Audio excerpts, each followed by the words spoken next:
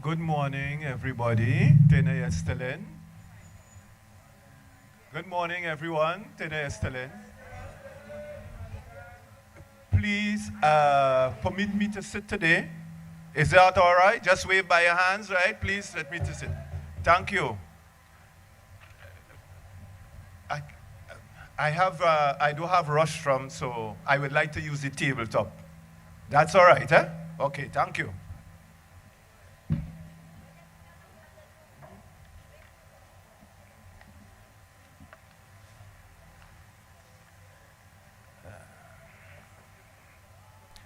Perhaps we can rightly say that Hayford philosophy is in essence based on the concept of Ethiopianism.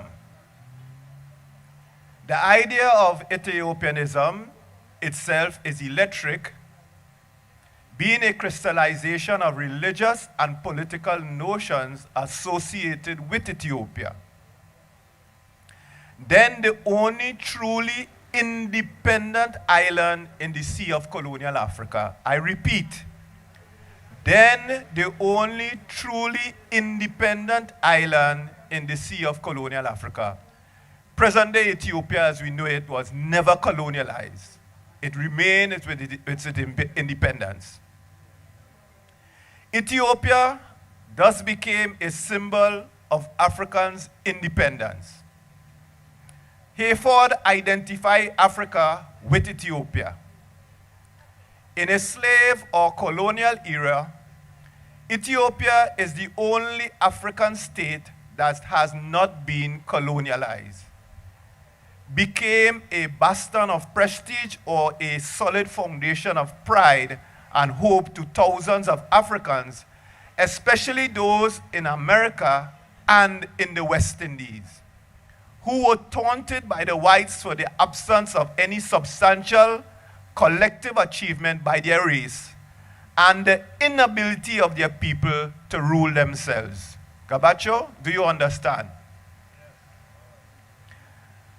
The romanticism and the myth that shrouded this concept of Ethiopianism was no doubt engendered to bring into being by the melange of lowly spirit, our people were of low spirit, of no motivation, of motive states of mind, frustrated, hope, dreams, and resignation from escapism than real.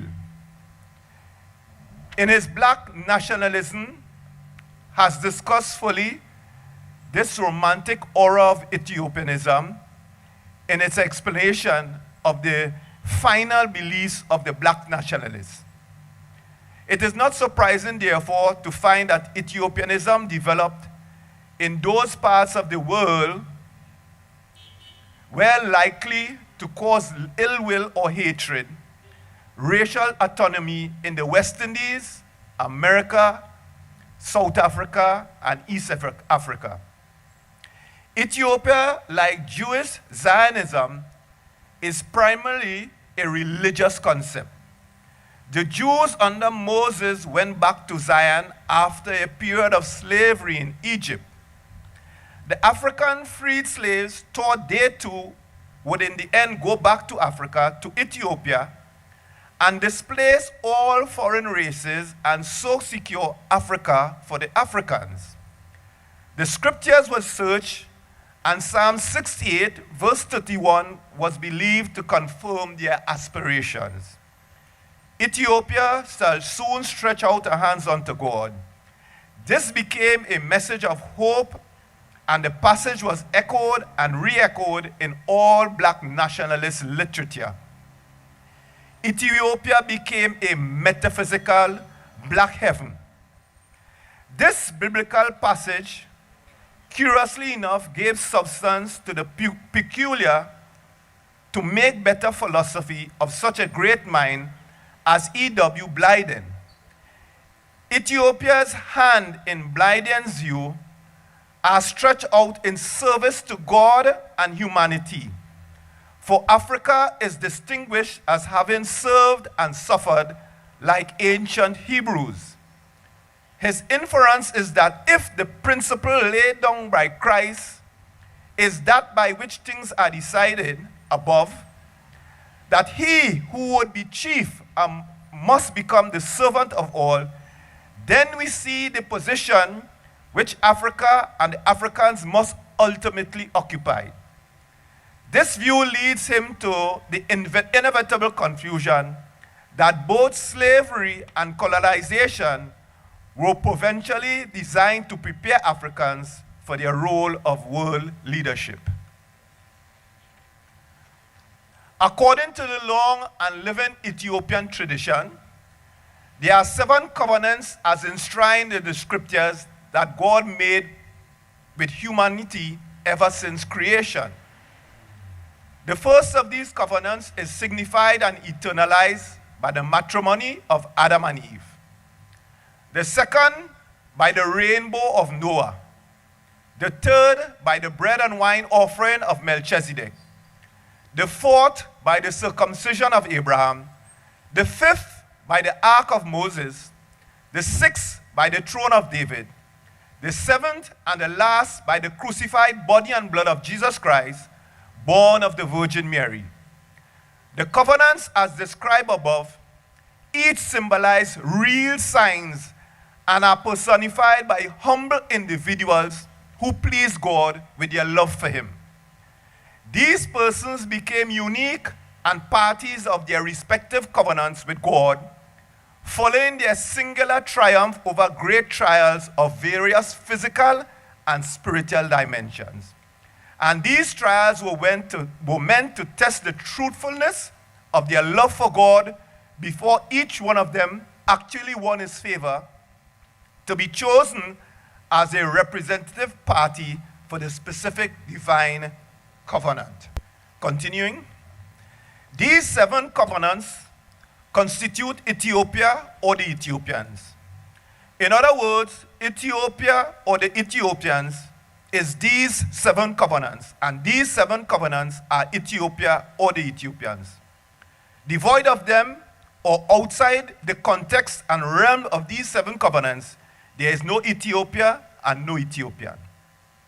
Hence, the biblical or the Old and New Testimonial truth endorses and identifies Ethiopia conclusively as the true Israel, and the Ethiopians are the true Israelites, as spelled out below in greater detail. And I quote an address by our former patriot Abuna Palos at the Synod Vatican City, October 7, 2009. He says, "The history of the Ethiopian Enoch and the strong, well-organized law of Moses and the religious practices and culture in depth that exist in Ethiopia indicates that the law of Moses used to be practiced in Ethiopia better than that of in Israel. Still, this can be witnessed by studying culture and living styles of the Ethiopians." End quote. The existence of Ethiopia and the life of the Ethiopians are both based on and intertwined by these 7 covenants. Not only do the religious, the cultural, and the social fabric of the Ethiopian lives, but also their educational, economic, and political principles emanate from these covenants. This is Ethiopianism. Quote, Prophet Jeremiah, chapter 13, verse 23, "Can the Ethiopian change his skin or the leopard his spots?" From the book of Orthodoxy is Orthodoxy by deceased Abba Hachman Dry Hadis Gesessi, page 9, he says, "Halifa is not Ethiopia, the modern name Eritrea. The river went out from Eden in Amharic, the Ethiopian language. Eden means Genet, another word for heaven, to water the garden where God Amlak created Adam and Eve. That is the holy land which is called Ethiopia, which means black, to identify the peculiar and distinct complexion of the Ethiopians. Gion is the ancient name for the river Nile, the holy water, the mother or source of Jordan. For the Ethiopians, the river Nile is from the beginning and the water of life. The Ethiopians, or Cushites, or Hamites, they are chosen people and the children of God, Amlak. And I am speaking of the Ethiopians inside and outside of Ethiopia. Ladies and gentlemen, brothers and sisters, I want to thank you for your keen listening ear. Thank you very much.